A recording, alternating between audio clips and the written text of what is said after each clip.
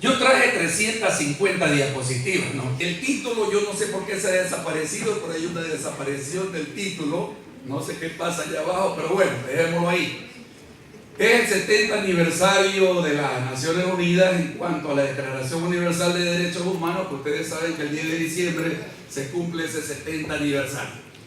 Y nosotros, evidentemente, tenemos que hacer una explicación de qué pasó antes del 70 aniversario, qué pasó después, qué ocurrió entonces en las décadas anteriores y cómo esto culmina en la época de la democracia cibernética de hoy, porque recuerden que de los Estados Unidos en el año 1996 hicieron la primera elección y los dos candidatos, el uno republicano y el otro demócrata, hicieron un debate vía online.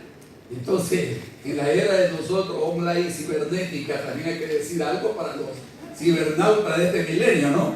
Que creo que hacen hasta el amor y el sexo lo hacen, creo, bien virtual, ¿no? No es como nosotros lo concebíamos anteriormente. Pero bueno, estas cuestiones hay que decirlas de ley. En ese espacio de la globalización dominante, entonces hay tres situaciones marcadas. El otro libro que me van a publicar en el Perú, ahí justamente va a estar lo que voy a decir. Se arma todo a través de una triada, jóvenes. Padre, Hijo, Espíritu Santo. Tú te manejas con las religiones, tres religiones. ¿Dónde surgen las religiones? En el Oriente Medio para Occidente. ¿A dónde? La tribu de Abraham. ¿Cuál es? La islámica, la judaica y la nuestra, la cristiana. Todo en tres situaciones. Hablas del asunto jurídico y yo te quiero explicar hoy el asunto del silogismo y el silogismo jurídico que le encanta a nuestros jueces hacer, ¿no? Que parte del silogismo de Aristóteles, premisa mayor, premisa menor y obviamente las conclusiones. Eso se remite a otra triada. ¿Cuál es la triada? El ordenamiento jurídico, los hechos y la conclusión. Se acabó el silogismo jurídico que le hacen un asunto pero mayor hoy los jueces. Esto la Corte Interamericana lo hace, sí. La Comisión Interamericana de Derechos Humanos en Washington lo hace, sí. Lo hacen los jueces y juezas de nuestros países de América Latina, sí. Lo hacemos nosotros, sí. Pero cuando se habla de argumentación jurídica, ahí sí está el problema. ¿Cómo vas a motivar? Ya lo dijo Robert Guevara. ¿Qué pasa con el tema ¿verdad? De cuando tú vas a aplicar la proporcionalidad en el derecho penal, no es lo mismo que aplicarlo para los derechos humanos en el derecho constitucional? Muy bien, lo explicó Robert. Y la otra cosa, la ponderación. ¿Cómo vas a ponderar? Ponderas con principios. Ahí ya no ponderas con reglas. Las reglas son fáciles. Doctor Mármol, usted está prohibido venir a más de 100 kilómetros por hora por la carretera ahora que me traía, porque si no, se hace usted merecedor de una infracción de tránsito de $114 y se acabó el asunto. ¿Qué hace el juez? Aplica una regla. Sí, te pasaste ese límite de velocidad, tanto pagas de multa. Y si te pasas a 120 kilómetros, bueno, vas mayor. Y si vas bebido, vas detenido. No hay cómo perderse y no hay juez del mundo que se pierda. Yo no sé por qué se complican las cosas. Ahora sí, esos derechos humanos los explico a través de una triada. Modelo inglés, modelo francés, modelo norteamericano. ¿Cómo comienza? 1213, ¿con quién? Con la Carta Magna de Juan Sin Tierra. Luego pasas al siglo XVI, en la misma Inglaterra, a través del Bill of Rights de Derechos, petición de derechos y el habeas corpus. Otra triada. ¿Qué significa lo que les estoy diciendo? Que desde ese momento comienzan ya a surgir los derechos humanos, los derechos civiles y políticos. Luego pasan los Estados Unidos. ¿Cómo? Otra triada. La Declaración de Derechos del Gran Pueblo de Virginia del 12 de junio de 1776, 3 semanas antes de la independencia de los Estados Unidos. Ahí en esa declaración, ¿qué tiene de bueno de recoger ahí? La soberanía radica en el pueblo. Luego pasamos ¿a dónde? A la Declaración de Independencia de los Estados Unidos. ¿Cuándo se ubica esto? El 4 de julio de 1776, 3 semanas después. La primera Declaración de Independencia con su respectiva constitución, triada.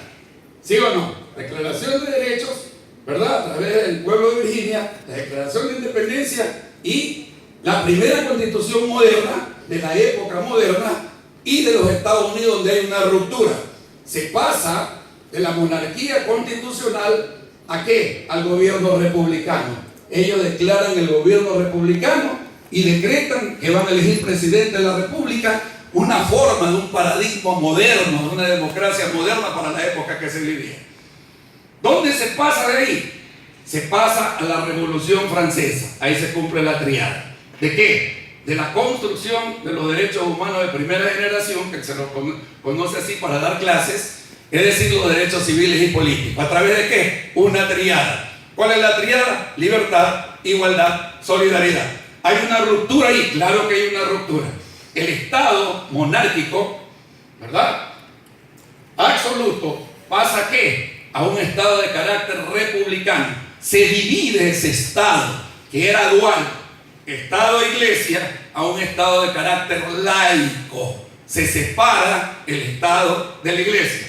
Dos momentos. Y el tercer momento, otra triada. Del sistema o modo de producción feudal se pasa al sistema o modo de producción capitalista, cumplido con aquello de la triada que les estoy diciendo. Y se construyen los derechos civiles y políticos.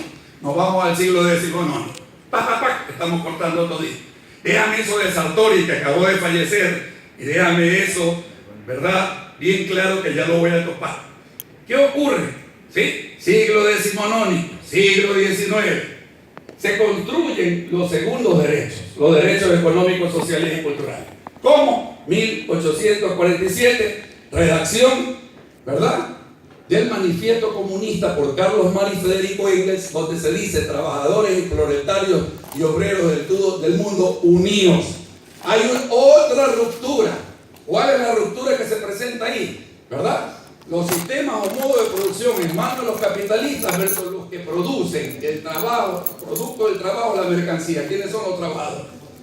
¿Qué ocurrió ahí? Que había que recoger esos derechos de los trabajadores, ¿verdad?, ya en documentos, para defender a la clase obrera dentro de los derechos laborales, sociales, ¿verdad?, que serían de segunda generación. ¿Dónde se materializa esa lucha? De dos maneras. Viene la masacre de Chicago de 1886, del 1 de mayo, que se celebra en todo el mundo el Día Internacional del Trabajo, menos los gringos. Como son caprichosos, ellos lo celebran en septiembre.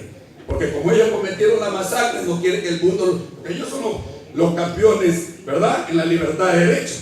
Ellos son, dicen en el mundo, los que son los campeones en la libertad de derechos. Entonces no quieren que eso se les refriegue en la frente, que hay una masacre justo a los trabajadores para que les reduzcan la hora de trabajo. ¿Dónde se va a conceptualizar esto? En el siglo XX. Otra triada. ¿En qué momento? ¿Sí? Constitución de Querétaro, México, jóvenes. ¿Qué se redacta ahí? Los derechos de los trabajadores, los derechos de los campesinos, los derechos a la educación, acceso a la educación, sí, los derechos laborales. Recordemos que México, Robert, acuérdate, son los que para el nivel de América Latina redactan, sí, toda una serie de derechos, el código laboral, los derechos laborales, sí. A eso además se suma con los mexicanos, que son los primeros en plantear, ¿verdad?, el recurso de amparo a nivel de América Latina, que nosotros después lo conocimos como acción y que se introduce en la Constitución ecuatoriana hasta la anterior, porque ahora hablamos de acciones de protección.